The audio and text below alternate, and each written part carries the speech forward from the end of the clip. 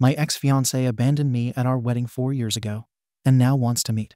Basically, 4 years ago. I, 29, was supposed to be getting married to my fiance at the time, Jay. Everything was going perfect. I was in my dress, had my makeup on, and had taken pictures with my bridesmaids. I was pretty much ready to walk down the aisle when Jay's best man pulled me to the side and said Jay was gone. He had gotten into a car and left, and no one was able to get a hold of him. I came home to our apartment, and all his stuff was gone. He's been pretty much a ghost ever since he left me, and I had to force myself to move on. I ended up going on our honeymoon with my best friends, which was the best decision ever, and then put myself in therapy to heal the horrible trust issues I now have. I haven't heard from him once until today. I guess he got back in contact with an old mutual friend who gave him my number. Jay texted me and said she wanted to meet up and apologize.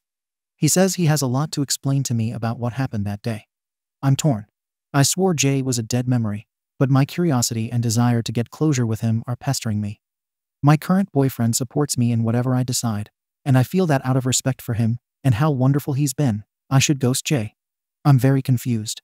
I never expected to hear from Jay again. I have no idea what to do. Please help. Update. First off, I just want to thank everyone for the advice. I honestly wrote the post to just vent my frustration and confusion and possibly get advice. I honestly forgot about the post for a few days until my sister and I were talking, and she mentioned she saw a post from some girl getting left at the altar and her ex showing up again years later. I told her it was mine, and she has been pushing me to do an update post. I figure it might be therapeutic to write everything down as the final closing of the J chapter.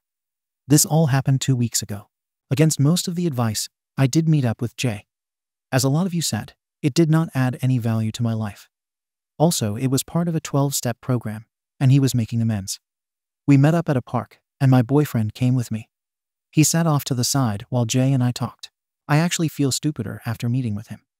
There were a lot of things in our relationship that would have had me out the door if I paid more attention, and if he wasn't such a great liar. Basically, for the last year of our relationship, he was doing drugs and cheating on me. He had been struggling with his sexuality for years, and it's not surprising it ended up this way now, knowing the truth. His family is made up of incredibly homophobic and horrible people. I wanted nothing to do with them when we were together, but he insisted on them being around just for big life events, like our wedding. The drugs were something to get him through the day and make him act like he was in love with me when he was actually in love with someone else. He had met his boyfriend at work, and I had actually met him a few times when I'd drop off lunch for Jay. When our wedding approached, his boyfriend said he needed to choose, and Jay chose him. So he packed his bags up and pretended everything was great until his boyfriend picked him up, and they moved 2 towns over. I asked him if he was still with his boyfriend, and he said no. He thought he could quit the drugs once he was free of his family and lying, but he couldn't. His boyfriend found out and left him. He kept going, getting high and hooking up with randoms.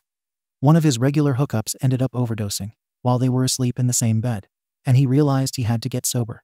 He apologized for not just being honest with me and leading me on like he did. He wished he could go back and be truthful, because I would have been the most accepting of his being gay out of everyone.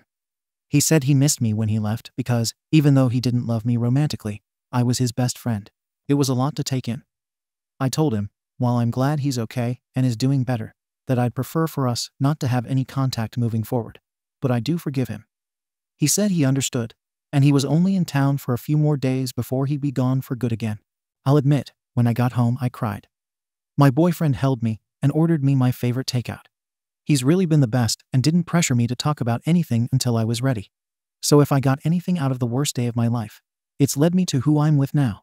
Thank you for watching the video. If you are interested in listening to these kinds of stories, we've got more in store for you. Simply subscribe to our channel, hit the like button, and share it with your friends.